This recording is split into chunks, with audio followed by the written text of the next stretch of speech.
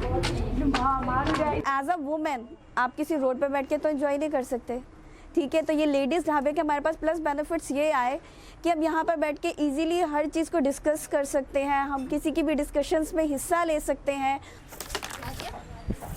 कराची के पसमानदा इलाके माड़ीपुर में ये ढाबा कराची में नहीं बल्कि पूरे पाकिस्तान में अपनी नौयत का पहला ढाबा है जहां मर्दों का नहीं ख़वातीन का राज है।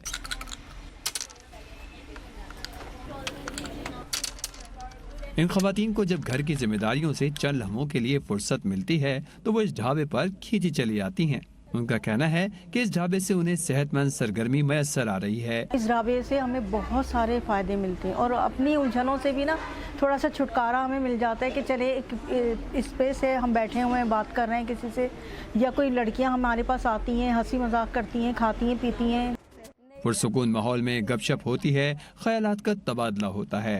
ये कहती हैं यहाँ आकर बहुत कुछ सीखने, समझने और ख़ासकर ख़वातीन के मसाइल जानने का मौका मिल रहा है।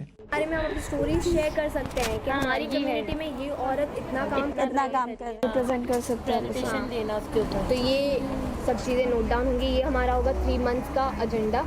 यहाँ पे डिफरेंट ख़वातीन से मुलाकात हो जाती है, उनके मसाइल भी सुनने को मिलते हैं और अपनी भी बहुत सारी बातें हम लोग एक दूसरे से शेयर करते हैं, तो काफ़ी हद तक बहुत कुछ सीखने को भी मिलता है और एक तजुर्बा भी हो जाता है कि बेसिकली हमारे सराउंडिंग में क्या क्या हो रहा है और ख़वातीन के साथ क्या क्या हो रहा है। ढाबा हो और खाना ना हो, ये कैसे हो सकता है? कुलसुम ने ढाबे पर आने वाली ख़वातीन के लिए आज लजीज हलीम तैयार की है।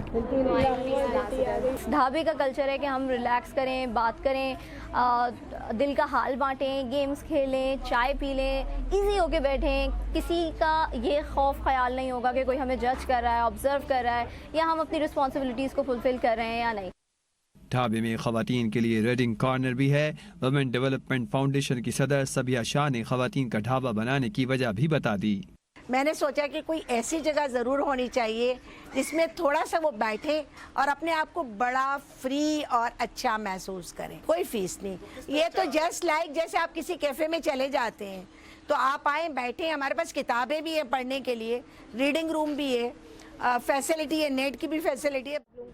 ख़वातीन की ख्वाहिश है कि अगर इस तरह के ढाबे दूसरे पसमानदा इलाकों में भी बना दिए जाएं तो उन्हें ख़वातीन में उनके हुकूक का शऊर बेदार करने के काम में लाया जा सकता है और उनका एतमाद भी बढ़ाया जा सकता है।